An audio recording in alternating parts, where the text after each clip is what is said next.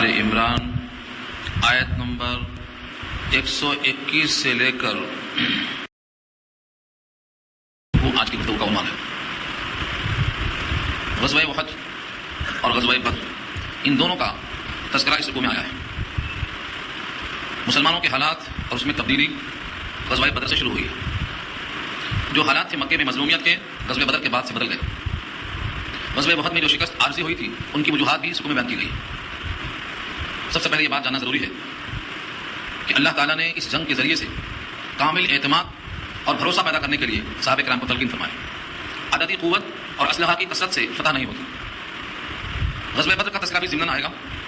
غزوہ احد یہاں پر اصلاً بیان کی جا رہی ہے۔ سن 3 ہجری 7 شوال کی صبح یہاں پر احد کا تذکرہ شروع ہو رہا ہے۔ احد ایک پہاڑ کا نام ہے۔ وہ پہاڑ اس کے بارے میں حدیث میں آیا ہے کہ وہ ہم کو پسند کرتا ہے اور ہم اس کو پسند کرتے ہیں۔ وَيُحِبُّنَا وَنُحِبُّهُ۔ اس پہاڑ کے دامن میں یہ جنگ ہوئی تھی۔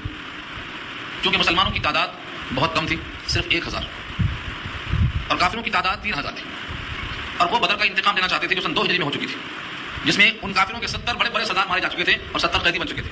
ان لوگوں نے اپنے مال کا ایک بہت بڑا حصہ اس کام کے لیے وقف کر رکھا تھا کہ جو ملک شام سے قافلہ مال لے کر آئے گا اس کا نفع انتقام پر لگا دیا جائے گا۔ تو شوال میں 7 تاریخ کو سن 3 ہجری 11 اپریل مطابق 624 عیسوی میں یہ معرکہ شروع ہوا، جو مدینے سے تقریباً 80 میل کے فاصلے پر ایک پہاڑ کا نام ہے کوہ احد۔ نبی صلی اللہ علیہ وسلم نے پہاڑ کو پیچھے رکھا اور جنگی طور پر صحابہ کرام کو خود کس کس مقام پر کہاں کھڑا کرنا چاہیے متعین کیا، اور جو قافلہ فوج کا بغیر زیروں کے تھا اس کے سپہ سالار حضرت حمزہ کو مقرر کیا، مصعب بن عمیر کو جھنڈا دیا، عبداللہ بن جبیر کے ساتھ 50 تیر اندازوں کو پیچھے سے خطرہ تھا آ سکنے کا، اس پہاڑ کے پیچھے سے وہاں پر آپ نے مقرر کر دیا تھا، اور یہ کہا تھا کہ ہماری فتح اور شکست سے تمہارا ہٹنا متعلق نہیں ہے، ہماری فتح ہو یا شکست ہو تم کو اس پہاڑ سے ہٹنا نہیں ہے۔ لیکن جب فتح کے آثار نظر آئے تو وہ قافلہ جو 50 تیر اندازوں پر مشتمل تھا، جس کے ذمہ دار عبداللہ بن جبیر تھے، لوگوں نے کہا کہ حضور کا مقصد ایک وقت تک کے لیے تھا اور وہ فتح ہو چکی ہے، لہٰذا اب وہ خدشہ باقی نہیں ہے، وہاں سے وہ ہٹ گئے۔ عبداللہ بن جبیر نے بہت کوشش کی مگر اس سیلاب کو روک نہ سکے۔ اس وقت تک حضرت خالد بن ولید اسلام میں داخل نہیں ہوئے تھے اور جنگ کے مائل تھے، انہوں نے پیچھے سے دورے کو پہاڑ کو چکر لگا کر پیچھے سے حملہ کر دیا۔ اس ناگہانی آفت سے مسلمان پریشان ہو گئے۔ یہ غزوہ احد کا ہلکا سا اشارہ ہے تاکہ اگلی آیتیں آپ سمجھ سکیں۔ وَإِذْ غَدَوْتَ، اور جب آپ صبح کے وقت نکلے۔ غدوتا کے معنی صبح کے وقت میں نکلنا۔ یہ صبح کون سی تھی؟ یہ صبح 7 تاریخ کی تھی، شوال کی 7 تاریخ کی صبح تھی سن 3 ہجری میں۔ من اہلک، اپنے اہل سے، یعنی آپ اہل میں تھے، اپنے گھر کے اطراف میں تھے، لیکن گھر والوں کو آپ نے چھوڑا اس جنگ کے لیے۔ پہلی بار مشورہ ہوا تھا، عبداللہ ابن ابی جو منافقوں کا سردار تھا، بظاہر تو وہ مسلمانوں میں تھا لیکن اندر سے نفاق تھا، اس کا مشورہ اتفاق سے نبی صلی اللہ علیہ وسلم کے مشورے کے موافق نکلا۔ آپ کی رائے تھی کہ مدینے میں رہ کر مقابلہ کیا جائے، اور یہ رائے منافق کی بھی تھی، لیکن کچھ صحابہ جو بدر میں شریک نہ ہو سکے تھے، جن میں شوق شہادت بہت زیادہ تھا، ان کی یہ خواہش ہوئی کہ کہیں کافر ہم کو مغلوب اور کمزور نہ سمجھ لے کہ گھر سے باہر نہیں نکل رہے ہیں، اس لیے ہماری رائے یہ ہے کہ گھر سے باہر نکل کے مقابلہ کیا جائے۔ اسی گفتگو میں نبی صلی اللہ علیہ وسلم اندر تشریف لے گئے اور زرہ کو پہن کر باہر تشریف لائے۔ صحابہ کو احساس ہوا کہ شاید ہم نے آپ کی مرضی کے خلاف اصرار کیا، اس لیے سب نے کہا کہ اگر آپ کی رائے یہی ٹھہرنے کی ہے اور مقابلہ یہی کیا جائے تو ہم تیار ہیں۔ آپ نے کہا نبی پریشان نہیں کہ زرہ کو پہن کر اتار دے بغیر جنگ کیے ہوئے، اب تو یہ زرہ نہیں اتری، آپ نے لوہے کی زرہ کو پہن کر تیاری کا اظہار فرمایا۔ یہ منافق راستے سے لوٹ گیا، یہ بہانہ مل گیا اس کو کہ جب ہماری رائے نہیں مانی گئی تو ہم جان کیوں کھپائیں، یہ مٹھی بھر لوگ اتنے لوگوں کا مقابلہ کیسے کر سکتے ہیں؟ تو اس 1000 میں سے بھی 300 منافق ان کے ساتھ واپس آ گئے۔ اب کل تعداد 700 ہے۔ یہ سب کے سب ہتھیاروں کے لحاظ سے، تعداد کے لحاظ سے بہت کمزور تھے، لیکن بھروسہ اور توکل کے اعتبار سے بڑی شدت کے ساتھ نبی صلی اللہ علیہ وسلم کی زبان پر جو دعائیہ کلمات ہیں جن کو نقل کیا ہے بہت سے مفسرین نے، اس کا ترجمہ یہ ہے کہ اے اللہ ہم آپ ہی پر اعتماد کرتے ہیں، اللہم بک اصول، آپ ہی پر ہم بھروسہ کرتے ہیں اور اعتماد کرتے ہیں اور آپ طاقت حاصل کرتے ہیں، اور آپ ہی کے خاطر ہم جنگ کرتے ہیں، یہ جنگ بھی آپ ہی کی خاطر ہے، اس لیے آپ ہی فتح اور نصرت کے مالک ہیں۔ نبی صلی اللہ علیہ وسلم توکل کا تذکرہ فرماتے ہوئے اللہ سے مدد چاہتے ہیں۔ اس طرح سے صبح کے وقت میں آپ اپنے گھر سے باہر نکلے اور مدینے کو چھوڑ کر کوہ احد کے قریب پہنچے، کیونکہ وہاں کفار قریش کا لشکر پہلے سے آ کر متعین ہو چکا تھا۔ وَإِذْ غَدَوْتَ مِنْ أَهْلِكَ، اور جب آپ صبح نکلے اپنے گھر والوں سے، تُبَوِّئُ الْمُؤْمِنِينَ، مومنین کو ٹھکانے پر متعین کرتے ہوئے، تُبَوِّئُ بوا کے معنی آتے ہیں متعین کرنا، آپ یہاں ٹھہریے، آپ یہاں بیٹھیے، تمام کے تمام لوگوں کے ذمہ کام متعین کیا، اور آپ کا تعین کرنا سارے انسانوں نے سراہا۔ حضرت حمزہ رضی اللہ تعالی عنہ اسی غزوہ احد میں شہید کیے گئے۔ شروع میں مسلمان غالب آئے، ابتداء غلبہ ہوا، لیکن جیسا میں نے ابھی عرض کیا وہ درے سے ہٹ جانے کی وجہ سے وہ جگہ خالی دیکھ کر حضرت خالد بن ولید اس وقت تک اسلام میں داخل نہیں ہوئے تھے، پیچھے سے عقب سے آ کر حملہ کر دیا۔ اب آگے بھی اور پیچھے بھی دو طرف سے حملہ ہونے سے آپس میں گھٹ مل گئی۔ یہاں اسی کا تذکرہ چل رہا ہے۔ تو تبوئ المؤمنین، ایمان والوں کو آپ جگہیں بتلا رہے تھے۔ مقاعد، مقاعد کی جمع ہے بیٹھنے کی جگہ، آپ یہاں ٹھہرے، آپ یہاں بیٹھے، للقتال، قتال کے لیے۔ جنگ کے لیے 5 ٹکڑیاں ہوتی ہیں عام طور سے، سامنے کو رسالہ بولتے اور مقدمہ بولتے کبھی، دائیں طرف کو میمنہ اور بائیں طرف کو میسرہ، اور جو بیچ میں ہو اس کو قلب، اور پیچھے والے کو ساقہ۔ ان تمام کو اپنے اپنے انداز سے متعین کر دیا۔ پھر جھنڈا حضرت مصعب بن عمیر کے ہاتھ میں دے دیا۔ اس طرح سے جتنے لوگ تھے ان کی جو صلاحیتیں تھیں ان کے جو جوہر تھے اس لحاظ سے آپ نے متعین کر دیا. یہ ہے مقاعد القتال، جگہیں لڑنے کی، ٹھکانے لڑنے کے واسطے آپ متعین کر رہے تھے. واللہ سمیع علیم، اور اللہ سننے والے اور جاننے والے. اللہ کی صفت سمیع اور علیم یہاں پر کیوں لائی گئی؟ کیونکہ اس موقع پر جتنے لوگوں نے جو کچھ کہا اللہ سننے والے، اور جن لوگوں نے اپنے دل میں راز کو چھپا کے رکھا اللہ اس کو جاننے والے. منافقوں نے کہا تھا ہم مرنے جائیں، تو تعداد ہماری کم ہے تو ہم کیوں مرنے جائیں. یہ ان کا زبان سے کہنا اللہ سمیع ہے، سن رہے. آپس میں حسد کی آگ کو رکھنا، تو دل میں ان کے جو چبھن تھی اسلام کے خلاف منافقوں کے، یہ اللہ کے علم ہے. تو سمیع اور علیم کا اشارہ کر دیا کہ ہر ایک کی گفت و شنید، چیمی گوئیاں اور آپس کے تبصرے سب اللہ کے علم ہے، سب اللہ نے سن رکھا ہے. آئے اسی موقع پر اوس اور خزرج جو مسلمانوں میں شامل تھے، دو قبیلے ان کے بزدلی کا مظاہرہ کرنے لگے. جب دیکھا کہ 300 واپس چلے گئے عبداللہ بن ابی کے ساتھ، اب صرف 700 بچے، تو ان کے دل میں خیال آیا کہ 3000 کے مقابلے میں 700 کیا کریں گے. دل میں ایسا خیال پیدا ہوا کہ ہم بھی پیچھے ہٹ جائیں. یہ بنی سلمہ اور بنی حارثہ، اوس اور خزرج، یہ دو قبیلے جو تھے، اوس میں سے بنی سلمہ بنی حارثہ اور خزرج میں سے بنی سلمہ، یہ سب کے سب دل میں خیال آیا. خیال کس بات کا؟ کہ یہ 700 لوگ کیا مقابلہ کر سکیں گے، کس طرح سے ہوگا، جبکہ سامان بہت کم ہے، تعداد بہت کم ہے. اس لیے اذ ہمت طائفتان، جب ہمت کیا دو گروہوں نے تم میں سے، ان تفشلا، کہ پھسل جائیں. تفشلا کے معنی نامردی کا مظاہرہ کریں، بزدل ہو جائیں یعنی پیچھے ہٹ جائیں. دیکھا دیکھی ایسا ہوتا. تو دیکھتے ہیں کہ بہت سے لوگ جا رہے ہیں تو جن کو جانے کا خیال نہیں ہوتا، وہاں بھی خیال انسان کے دل میں آ جاتا ہے. یہ ہے ان تفشلا. اس سے خیال پیدا ہوتا ہے کہ کہیں ان کا ایمان تو کمزور نہیں تھا. اللہ نے فوراً اس کی وضاحت کر دیا واللہ ولیہما، حالانکہ اللہ ان دونوں قبیلوں کا ولی تھا، ان کو بزدل ہونے کیسے دیتا. اور جن کا ولی اللہ ہو ان کے دل کمزور کیسے ہو سکتے؟ ان کے دل میں جو خیال آیا تھا وہ بظاہر اس واسطے آیا تھا کہ اتنی کم تعداد اس مقابلہ کیسے کر سکتی ہے. ان کا ایمان کمزور نہیں تھا. اگر ایمان کمزور ہوتا تو ان کی ولایت اللہ نہ فرماتے، اللہ ان کے ولی نہ ہوتے. بہت سے مفسرین لکھتے ہیں واللہ ولیہما بتا رہا ہے کہ جب اللہ ان کا کارساز ہے، اللہ ان کا ولی ہے، تو صاحب ایمان ہونا لازم ہے. صاحب ایمان ہے، معلوم ہوا حالات سے کبھی کم ہمت ہو جانا تو ایمان کے منافی نہیں ہے. خیالات ایسے آ سکتے ہیں. واللہ ولیہما، اللہ ان کا مددگار. کبھی کبھی یہ دونوں سردار آپس میں جب بیٹھ کے باتیں کرتے تو فرماتے کہ ہمارے لیے بزدلی کا لفظ ضرور آیا، لیکن اللہ تعالیٰ کی طرف سے جو ولیہما کا لفظ ہے یہ ہمارے لیے شان میں اضافہ کرتا ہے کہ اللہ ہمارا کارساز ہے اور ہمارا کام بنانے والا ہے. واللہ ولیہما، آگے چل کے اشارہ ہے وعلی اللہ، اور اللہ ہی پر. یہ اللہ کو مختم کرنے کا فائدہ یہ ہے کہ معنی ہی کے پیدا ہوتے. فلیتوکل المؤمنون، ایمان والوں کو بھروسہ کرنا چاہیے کس پر؟ علی اللہ. اللہ کو بعد میں لا سکتے تھے لیکن ہی کا معنی پیدا کرنے کے لیے اللہ کو مقدم کیا، یعنی اللہ پر ہی بھروسہ کرنا چاہیے ایمان والوں کو. یہ تبصرہ ہوا. اب ساتھ ساتھ یہ بھی وضاحت آئی کہ تم اگر عدد کو دیکھ کر کمزور پڑ گئے، تعداد کو دیکھ کر فکر مند ہو گئے. اس سے پہلے بدر میں تمہاری تعداد 313 تھی اور وہ 1000 تھے، اور تم غیر مسلح تھے، وہ سب کے سب مسلح تھے. تمہارے پاس کل 6 ضلع ہیں اور 2 گھوڑے تھے، 8 تلواریں تھیں، 70 اونٹ تھے. اور ادھر ان کی تعداد 1000 تھی اور ان کے پاس 700 اونٹ تھے. تم 70 لے کے 700 کے مقابلے میں آئے. تو اللہ نے تمہاری مدد کی. بدر میں بڑے بڑے کافروں کے چھکے چھوٹ گئے، 70 بڑے بڑے سرما مارے گئے اور 70 قید بھی ہو گئے، ان کی کمر ٹوٹ گئی تھی. جب تمہاری عددی قوت کمزور تھی، تم مسلح نہیں تھے، تمہاری مدد اللہ نے کر دیا. تو تمہارے دل میں یہ خیال اب کیوں آیا کہ تمہاری مدد نہیں ہو سکتی؟ اس انداز سے غزوہ احد کا تذکرہ چلتے چلتے درمیان میں ایک ٹکڑا بدر کا بھی آیا. لفظوں کو دیکھیں وَلَقَدْ نَصَرَكُمُ اللَّهُ بِبَدْرٍ وَأَنْتُمْ أَذِلَّةٌ، اور البتہ تحقیق مدد کیا تمہاری اللہ نے. نصرکم اللہ، تمہاری مدد کیا اللہ نے ببدر، بدر میں. وَأَنْتُمْ أَذِلَّةٌ، اور تم کمزور تھے. یہاں ترجمہ بعض لوگوں نے کر دیا ہے ذلیل تھے، یہ اردو کے لحاظ سے ترجمہ غلط ہے. عربی میں جو اذلہ ہے جس کے معنی ذلول اور تابع کے آتے ہیں، پہلے بارے میں الفاظ آ چکے ہیں ذلول کے. یہاں مراد ہے عددی لحاظ سے کمزور تھے، اسلحہ کے لحاظ سے کمزور تھے، قوت اور ثروت کے لحاظ سے کمزور تھے. تو اذلہ کا ترجمہ ذلیل نہیں کرنا، کیونکہ ذلیل کا لفظ اردو میں حیثیت کے واسطے پیش کیا جاتا ہے. تو ترجمہ اس کا یہ ہے وانتم اذلہ، اور تم کمزور تھے عددی قوت میں، اسلحہ میں، اور دوسری چیزوں میں تم بہت کمزور تھے.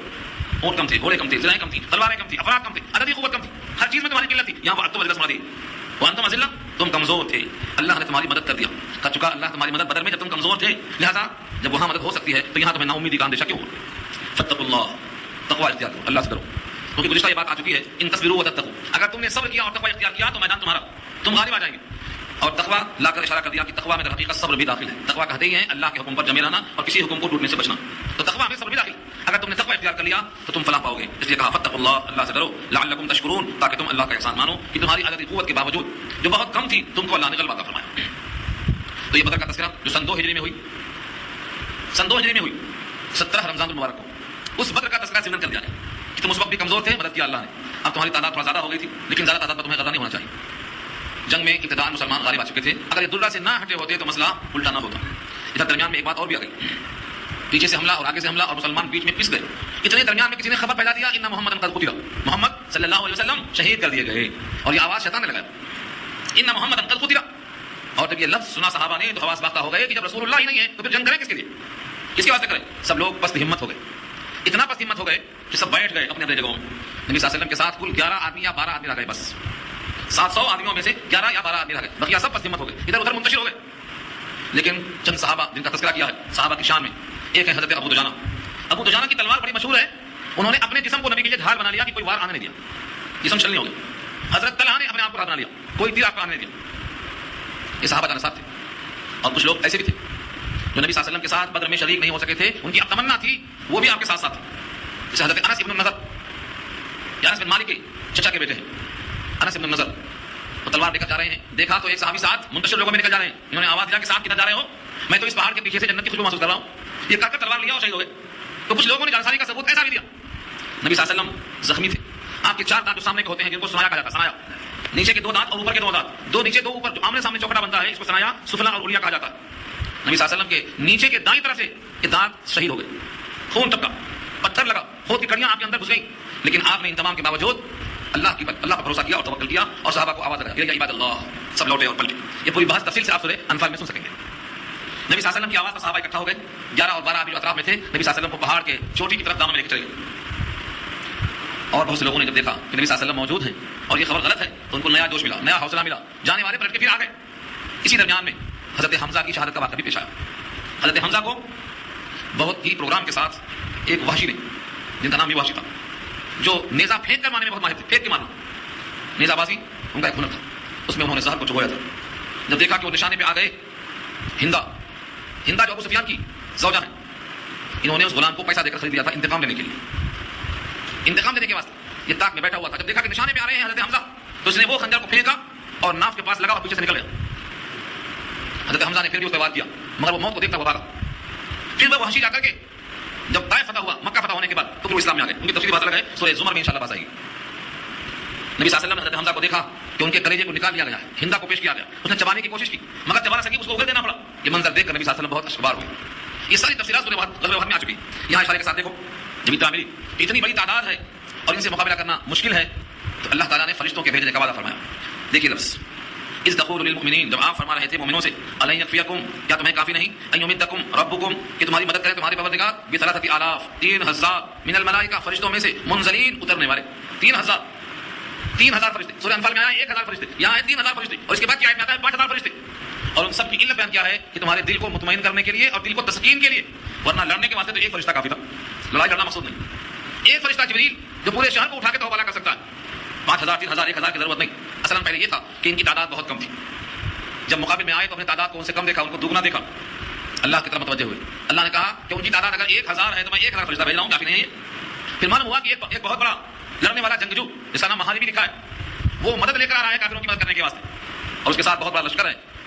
صحابہ کرام نے تعداد کو سن کر پریشانی کا اظہار کیا, تو اللہ نے کہا کہ میں 3000 فرشتے بھیج رہا ہوں. پھر معلوم ہوا کہ ان کے پاس اور مدد آ رہی ہے, تو اللہ نے کہا 5000 فرشتے بھیج رہا ہوں.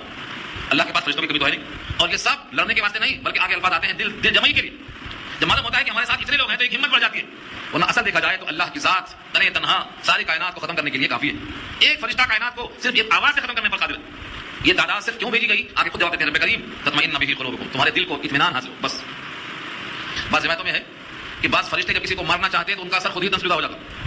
بعض فرشتوں کو لوگوں نے دیکھا ہے کہ وہ امامہ پہنے ہوئے گھوڑے پر سوار ہیں, امامے کا ثبوت وہاں سے لیا ہے بہت سے لوگوں نے. تو صحابہ کرام نے بعض کو دیکھا, اور دیکھنا دکھانا اس لیے تھا, اگر دیکھیں گے ہی نہیں تو فرشتوں کے ہونے کا یقین کیسے ہوگا, اس لیے کبھی نظر آئے. کئی صحابہ نے اپنے حالات کو بیان کیے. استغفروا للمؤمنین ان یکفیکم ان یمدکم ربکم, جب تم کہہ رہے تھے مسلمانوں سے کیا تمہیں کافی نہیں ہے کہ تمہاری مدد کریں اللہ, بثلاثۃ آلاف, 3000 من الملائکۃ منزلین, اترنے والے فرشتوں کے ذریعے سے. بلا, ہاں کیوں نہیں. ان تصبروا وتتقوا, 2 لفظ ہے, بلا ہاں کیوں نہیں. ان تصبروا, اگر تم صبر کرو, وتتقوا, اور تقوی اختیار کرو, 2 چیزوں پر فیصلہ ہے اللہ کا. ہر مسلمان اپنے اندر صبر اور تقوی کو جما لے, یہ اللہ کی نصرت کو حاصل کرنے کا ذریعہ ہے. بلا ان تصبروا وتتقوا, ہاں کیوں نہیں, اگر تم نے صبر اختیار کیا اور تقوی اختیار کیا. ویاتوکم من فورہم ھذا, اور وہ لوگ تم پر اچانک الغار کر دیں. ویاتوکم, آ جائیں کافر تمہارے پاس. من فورہم, فور کے معنی علی الفور, اچانک.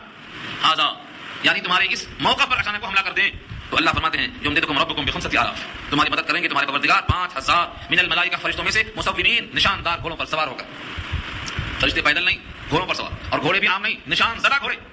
گھوڑوں کی بہت قسمیں ہوتی ہیں, وہ گھوڑے جو نشان لگائے ہوئے ہوتے ہیں, مطلب اپنے فن میں ماہر ہوتے ہیں. تو مصوم, نشان زدہ, تو 1 2 نشان زدہ گھوڑے, دوسرے فرشتے, تیسرے 1000 3000 5000. یہ سب اللہ کی طرف سے اطمینان قلبی کے واسطے ہے. اللہ خود فرماتے ہیں وما جعلہ اللہ الا بشرا لکم, اور نہیں بنایا اللہ تعالیٰ نے اس تعداد کو یا فرشتوں کے بھیجنے کو الا بشرا لکم, مگر تمہاری خاطر بشارت. بشارت تمہارے لیے. کس بات کی بشارت ہے؟ کہ تم پر کوئی فتح نہیں پائے گا, فتح تمہیں کو ملے گی. جس طرح بدر میں وہ لوگ مغلوب ہو گئے, یہاں بھی مغلوب ہو گئے. الا بشرا لکم, مگر بشارت ہو تمہارے لیے. وَلِتَطْمَئِنَّ قُلُوبُكُمْ بِهِ، اور تاکہ مطمئن ہو جائیں تمہارے قلوب اس کے ذریعے. اطمینان قلب کیسے ہوتا؟ یہ فرشتوں کا کام کیا تھا؟ لڑنے میں شریک ہوں یہ کام نہیں تھا، بلکہ جتنے مسلمان میدان کارزار میں ہیں ان کا دل مطمئن ہونا چاہیے، ان کے دل میں اطمینان پیدا کریں. ان کے دل میں اطمینان کیسے پیدا کرتے تھے وہ؟ اللہ تعالیٰ نے خصوصی ملکہ عطا فرمایا ہے کہ وہ صحابہ کرام کے دل کو مطمئن کرتے تھے. صوفیہ یہاں سے لیتے ہیں کہ جب فرشتے لوگوں کا دل مطمئن کر سکتے ہیں تو جن کے دل مطمئن ہیں وہ اہل اللہ کے پاس اگر کوئی بیٹھے گا تو اس کو بھی چین ملے گا، اس کو بھی دل میں چین حاصل ہوگا. اس کے لیے الگ الگ الفاظ ہیں، یعنی تصرف کے ذریعے سے قلب کے اندر اطمینان پیدا کرنا. اب تصرف کرنے پر تو اللہ ہی قادر ہے، بندہ تو قادر نہیں ہے، لیکن جس طرح اللہ تعالیٰ نے فرشتوں کو بھیجا تھا اطمینان قلب کے واسطے، ایسے ہی جب بندہ اللہ کی ذات پر کامل بھروسہ کرتا ہے تو اللہ تعالیٰ بھی دلوں میں چین پیدا کرنے کے لیے ان کو طاقت دیتے ہیں، ان کو قوت دیتے ہیں، جس کا نام تزکیہ قلب ہے. نبی صلی اللہ علیہ وسلم نے صحابہ کرام کے دل کا تزکیہ کیا ہے اور ان کا دل اتنا مزکہ ہو گیا ہے کہ قیامت تک کے واسطے آپ جیسا دل والا کوئی پیدا نہیں ہو سکتا. یہ اشارہ فرمایا کہ یہ سب تعداد تمہارے خوشخبری کے لیے ہے، تمہاری تسکین کے لیے ہے، تمہارے دلوں کے اطمینان کے واسطے. وَمَن نَّصْرُ إِلَّا مِنْ عِندِ اللَّهِ، اور نہیں ہے نصرت مگر اللہ کی طرف سے. حقیقی نصرت فرشتوں سے نہیں، تعداد سے نہیں، گولوں سے نہیں، حقیقی نصرت تو اللہ کی طرف سے. وَمَن نَّصْرُ، اور نہیں ہے کوئی مدد إِلَّا مِنْ عِندِ اللَّهِ مگر اللہ کے پاس سے. اب اللہ کی دو صفتیں آئی ہیں، العزیز الحکیم. وَمَن نَّصْرُ إِلَّا مِنْ عِندِ اللَّهِ العزیز الحکیم. جو اللہ غالب ہے اس کا حکم بھی غالب، جو اللہ حکیم ہے اس کے ہر کام میں حکمت داخل ہے، اس کا حکم کوئی ٹال نہیں سکتا اور اس کی حکمت میں ناکامی نہیں ہو سکتی. اس طرح سے اللہ تعالیٰ نے واضح کر دیا کہ اصل نصرت فرشتوں کی کثرت پر نہیں ہے، اصل نصرت اللہ کی. ایک مرتبہ جنگ یرموک کے موقع پر حضرت عمر کی خلافت کے زمانے میں کسی نے خط لکھا جو وہاں کے ذمہ دار تھے کہ تعداد کے لحاظ سے کچھ کمی محسوس ہو رہی ہے، فوج میں اضافہ کیا جائے. حضرت عمر نے خط کا جواب لکھا کہ تم فوج کی کثرت پر یقین کرتے ہو، میں تمہیں ایسی ذات کا پتہ بتاتا ہوں جہاں کثرت و قلت کی کوئی حیثیت نہیں ہے. جہاں پتہ ہوتی ہے وہ اللہ کے حکم سے ہوتی ہے. تم اللہ کی ذات کو کامل پڑھو اور تعداد پر نگاہ کیے بغیر دشمن پہ ٹوٹ پڑو. چنانچہ انہوں نے ایسا ہی کیا. جنگ یرموک کا واقعہ لکھا. نبی صلی اللہ علیہ وسلم نے غزوہ حنین کے موقع پر وہ آیت خود پیش کیا جو اللہ نے نازل کیا تھا کہ تمہاری کثرت پہ ذرا دل میں خیال آ گیا تھا کہ جب ہم کمزور تھے ماضی مار گئے تھے، اب تو ہم بہت زیادہ ہیں، 10,000 سے زیادہ ہم ہیں، جب 313 سے جیت گئے تو تمہاری کثرت تمہارے کام میں نہیں آئی. فلم تغنی عنکم، تمہاری کثرت تمہارے کام میں نہیں آئی اور تم زمین کے وسیع ہونے کے باوجود زمین کو تنگ محسوس کرنے لگے. وضاقت علیکم الارض بما رحبت.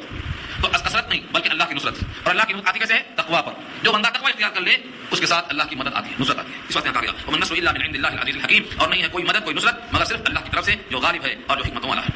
کیا کیا حکمتیں ہیں؟ نمبر 1 لیقطع طرفا من الذین کفروا، پہلی وجہ تاکہ ہلاک کریں کافروں میں سے ایک گروہ کو. طرف کے معنی اصل میں کنارے کے آتے ہیں، مراد یہ ہے کافروں کی پوری جمعیت میں سے ایک حصہ. چنانچہ 70 مارے گئے. یہ ہے لیقطع طرفا من الذین کفروا، کافروں میں سے بعض کو آپ ہلاک کریں. او یکبتہم، یا ان کو ذلیل کریں. یکبتا کبتا کے معنی آتے ہیں ذلیل کرنا، اور یا پھر دونوں ہو جائے. چنانچہ 70 قتل بھی ہوئے اور 70 قید بھی ہوئے. تو پہلا جملہ ہے لیقطع ہلاک ہونا، 70 مارے گئے. دوسرا جملہ ہے ذلیل ہونا، یکبتہم، تو 70 قید کر کے ذلیل کیے گئے.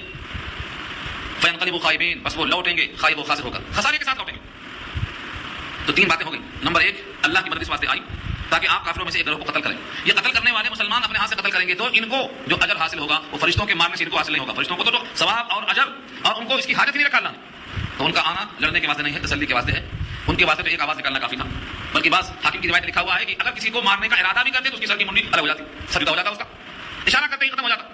یہ سب بتانے کے لیے تھا کہ ہاں فرشتے ہمارے ساتھ موجود ہیں.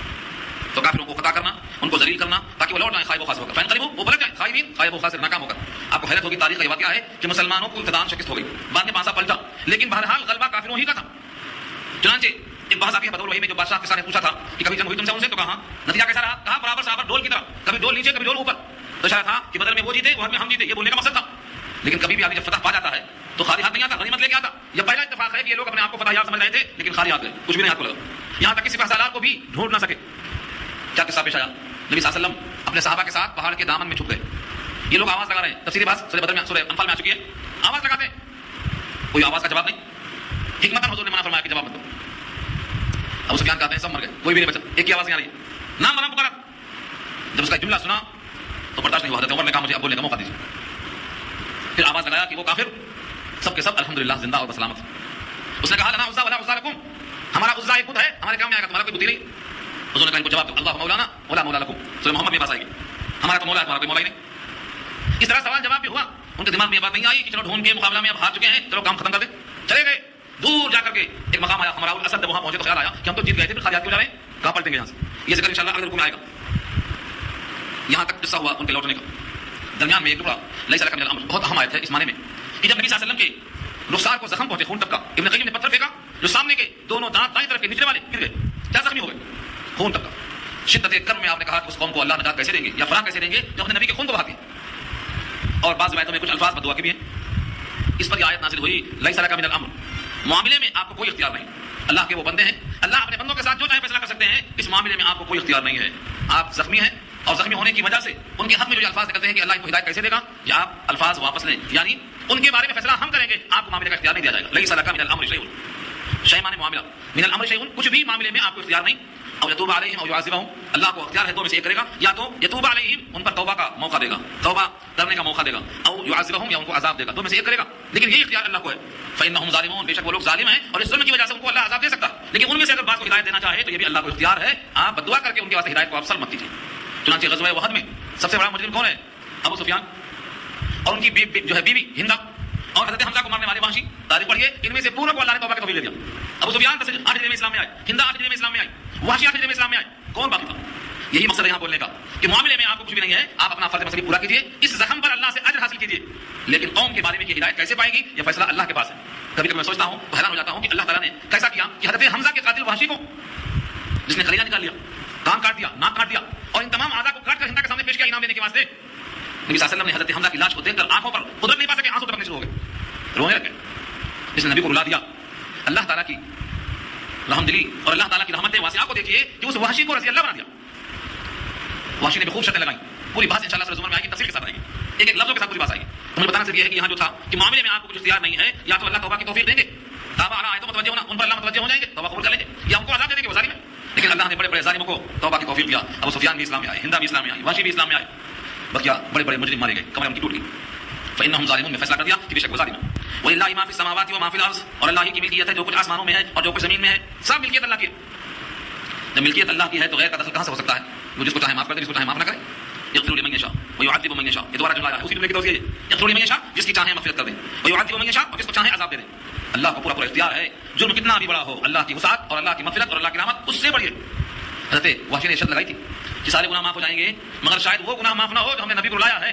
تو ان کی خاطر اللہ نے فرمایا یغفر اللہ جميعا، ان اللہ یغفر الذنوب جميعا. جميعا کا لفظ آیا تو ان کو تسلی ہوئی کہ سارے گناہ معاف. اللہ کی رحمت کتنی وسیع. حدیث میں آتا ہے، ایک دعا کے الفاظ ہیں، اے اللہ آپ کی مغفرت ہمارے گناہوں سے زیادہ وسیع ہے اور ہمارے اعمال سے زیادہ آپ کی رحمت کی امید ہے. اللهم مغفرتک اوسع من ذنوبنا ورحمتک ارجع عندنا من اعمالنا. یہاں اس کا مشاہدہ کر لیجیے. اللہ جس کو چاہے مغفرت کریں اور جس کو چاہے عذاب دیں. واللہ غفور رحیم، اللہ بخشش کرنے والے اور اللہ رحمت کرنے والے ہیں. اللہ کی بخشش اور اللہ کی رحمت یہ صفات میں سے ہے. اللہ کی مغفرت کتنی وسیع ہے آپ کو اندازہ نہیں ہو سکتا ہے. حجاج بن یوسف جس کو اس امت کا ظالم کہا گیا، اس کو بھی اللہ کی رحمت سے امید ہے کہ اللہ میری مغفرت فرمائیں گے، کیونکہ میرے گناہ مغفرت کے مقابلے میں بہت کم ہیں.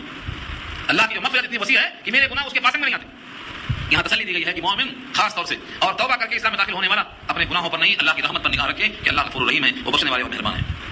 یہاں تک رکوع پورا ہوا، آگے نئی بحث آ رہی ہے. یہ گفتگو انشاءاللہ آئندہ کریں گے. دعا کر لیجیے.